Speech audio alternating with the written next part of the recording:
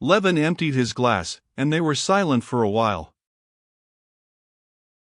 "There's one other thing I ought to tell you. Do you know Vronsky?" Stepan Arkadyevitch asked Levin. "No, I don't." "Why do you ask?" "Give us another bottle," Stepan Arkadyevitch directed the Tatar, who was filling up their glasses and fidgeting round them just when he was not wanted. "Why you ought to know Vronsky is that he's one of your rivals." "Who's Vronsky?" said Levin, and his face was suddenly transformed from the look of childlike ecstasy which Oblonsky had just been admiring to an angry and unpleasant expression. "Vronsky is one of the sons of Count Kirill Ivanovich Vronsky, and one of the finest specimens of the gilded youth of Petersburg.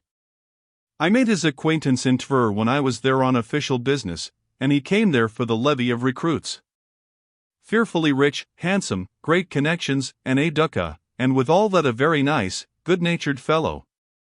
But he's more than simply a good-natured fellow, as I've found out here. He's a cultivated man, too, and very intelligent. He's a man who'll make his mark." Levin scowled and was dumb. "Well, he turned up here soon after you'd gone, and as I can see, he's over head and ears in love with Kitty, and you know that her mother—" "Excuse me, but I know nothing," said Levin, frowning gloomily. And immediately he recollected his brother Nikolai and how hateful he was to have been able to forget him. "You wait a bit," said Stepan Arkadyevitch, smiling and touching his hand. "I've told you what I know, and I repeat that in this delicate and tender matter, as far as one can conjecture, I believe the chances are in your favor." Levin dropped back in his chair, his face was pale. "But I would advise you to settle the thing as soon as may be," pursued Oblonsky, filling up his glass. "No, thanks, I can't drink any more," said Levin, pushing away his glass. "I shall be drunk. Come, tell me, how are you getting on?" he went on, obviously anxious to change the conversation. "One word more. In any case, I advise you to settle the question soon." "Tonight I don't advise you to speak," said Stepan Arkadyevitch. "Go round tomorrow morning, make an offer in due form, and God bless you." "Oh, do you still think of coming to me for some shooting?" "Come next spring, do," said Levin. Now his whole soul was full of remorse that he had begun this conversation with Stepan Arkadyevitch. A feeling such as his was profaned by talk of the rivalry of some Petersburg officer, of the suppositions and the counsels of Stepan Arkadyevitch. Stepan Arkadyevitch smiled. He knew what was passing in Levin's soul. "I'll come some day," he said. "But women, my boy, they're the pivot everything turns upon. Things are in a bad way with me, very bad. And it's all through women. Tell me frankly now," he pursued, picking up a cigar and keeping one hand on his glass, "give me your advice." "Why, what is it?" "I'll tell you.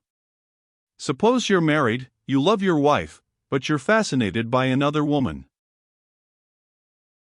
"Excuse me, but I'm absolutely unable to comprehend how, just as I can't comprehend how I could now, after my dinner, go straight to a baker's shop and steal a roll." Stepan Arkadyevitch's eyes sparkled more than usual. "Why not?"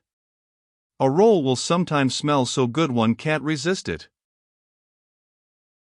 Himmlisch ist's, wenn ich bezwungen meiner dich bedger, aber doch wenn's nicht gelungen hat ich auch recht hubisch plaisir. As he said this, Stepan Arkadyevitch smiled subtly. Levin, too, could not help smiling. "Yes, but joking apart," resumed Stepan Arkadyevitch, "you must understand that the woman is a sweet, gentle, loving creature, poor and lonely, and has sacrificed everything. Now, when the thing's done, don't you see, can one possibly cast her off? Even supposing one parts from her, so as not to break up one's family life, still, can one help feeling for her, setting her on her feet, softening her lot? Well, you must excuse me there. You know, to me all women are divided into two classes, at least no, truer to say, there are women and there are. I've never seen exquisite fallen beings, and I never shall see them, but such creatures as that painted Frenchwoman at the counter with the ringlets are vermin to my mind, and all fallen women are the same. But the Magdalene? Ah, drop that. Christ would never have said those words if he had known how they would be abused. Of all the gospel, those words are the only ones remembered. However, I'm not saying so much what I think, as what I feel. I have a loathing for fallen women. You're afraid of spiders, and I of these vermin. Most likely you've not made a study of spiders and don't know their character, and so it is with me. It's very well for you to talk like that. It's very much like that gentleman in Dickens who used to fling all difficult questions over his right shoulder. But to deny the facts is no answer. What's to be done, you tell me that? What's to be done? Your wife gets older, while you're full of life. Before you've time to look round, you feel that you can't love your wife with love, however much you may esteem her. And then all at once love turns up, and you're done for, Stepan Arkadyevitch said with weary despair. Levin half smiled. Yes, you're done for, resumed Oblonsky. But what's to be done? Don't steal rolls. Stepan Arkadyevitch laughed outright. Oh, moralist. But you must understand, there are two women, one insists only on her rights, and those rights are your love, which you can't give her, and the other sacrifices everything for you and asks for nothing. What are you to do? How are you to act? There's a fearful tragedy in it. If you care for my profession of faith as regards that, I'll tell you that I don't believe there was any tragedy about it. And this is why. To my mind, love, both the sorts of love, which you remember Plato defines in his Banquet, served as the test of men. Some men only understand one sort, and some only the other. And those who only know the non-Platonic love have no need to talk of tragedy. In such love there can be no sort of tragedy. I'm much obliged for the gratification, my humble respects, that's all the tragedy. And in Platonic love there can be no tragedy, because in that love all is clear and pure, because... At that instant Levin recollected his own sins and the inner conflict he had lived through. And he added unexpectedly, "But perhaps you are right. Very likely. I don't know. It's this, don't you see," said Stepan Arkadyevitch, "you're very much all of a piece. That's your strong point and your failing. You have a character that's all of a piece, and you want the whole of life to be of a piece too, but that's not how it is. You despise public official work because you want the reality to be invariably corresponding all the while with the aim, and that's not how it is. You want a man's work, too, always to have a defined aim, and love and family life always to be undivided, and that's not how it is.